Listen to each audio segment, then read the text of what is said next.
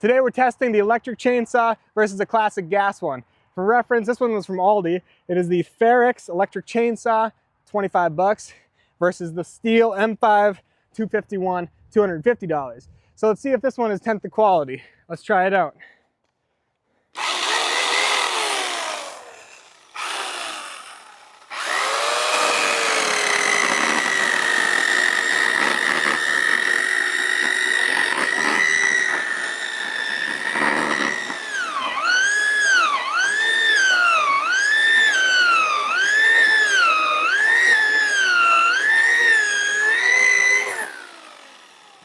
All right, I thought for sure that would catch, but it didn't. So that actually was more impressive than I expected. All right, but let's see what $250 gets you now.